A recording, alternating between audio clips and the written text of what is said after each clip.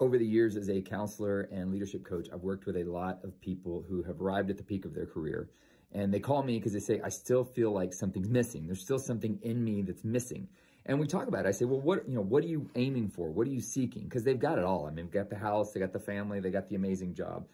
But as we come down to it, they say the two things I want, I just want to make sure that my kids get everything I never got growing up.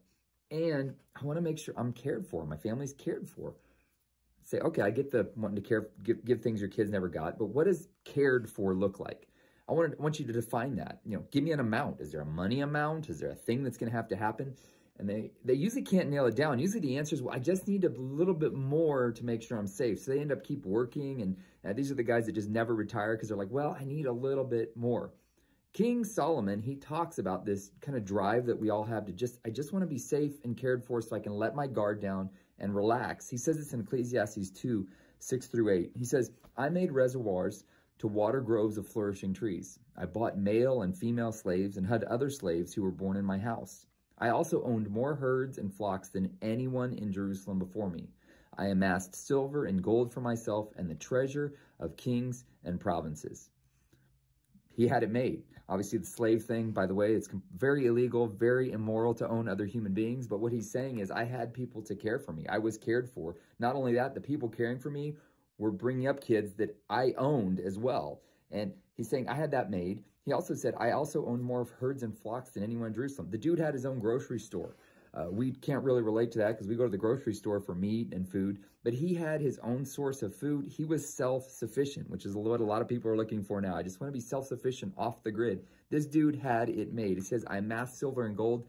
He had a retirement account and it was doing quite well. You've heard the retirement announcers say, oh, gold is the way to go. It's the thing that always has inherent value. Whatever. Bottom line is he had it made. But as you'll see in this sequence, he still says, and yet I still found it was meaningless. There was this hole within me. And I think many of us can relate to that. We get what we wanted. We think we're going to get to this place where we get safety. We get the house, the forever home we've dreamed of. And then we still find, man, I still don't feel safe. Or worse yet, you get the thing you wanted and the thing you wanted creates more work for you. I was talking to a guy the other day who got his dream home and then he all of a sudden realized all of his expenses went up because the house was bigger. He had all these HOA regulations he had to comply with. And it was just one expense after another. And you're just constantly feeding the beast. And you feel like, oh, once I get this, I'll be safe. But I'm not. I don't feel safe. Jesus talked about this in one of his parables. He talks about this guy who had it made. And he says, I'm just going to build more barns. I'm going to store more stuff away so that I'll feel safe. And he says, you fool. Don't you know your life is going to be required of you at some point? And that's one of the important messages I think that King Solomon's saying here. All the stuff we collect, all the stuff we put around us that we think is going to make us feel safe. In some ways, we're all a little bit of hoarders. The things we put around us, whether it's relationships or money stored in the bank or stuff that's of sentimental value, we think that's going to give us this feeling of peace and we can relax and let our guard down.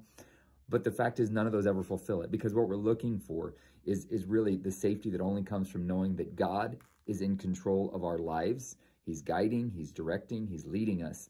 And I think that's the important message for us today. What's this question? Like the question to ask is, what is driving you? What's your need for safety? Does safety look like friendships, a bunch of friends around you, a bunch of relationships, life-giving relationships?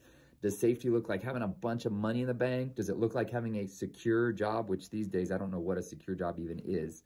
Or does it look like, maybe it looks like be in the right neighborhood, a gated community or whatever. What does it look like for you? And the important thing is to realize there's nothing wrong with those things as long as you're not looking to them for your sense of confidence and security in who you are. That can only come from a real understanding of God's love for you. He's a good father who cares for you. This is what King Solomon's saying. He's saying, keep all this in perspective, this drive within us to be safe and let our guard down and just enjoy life. To an extreme, it's unhealthy, but if you find a little balance in it, it's okay.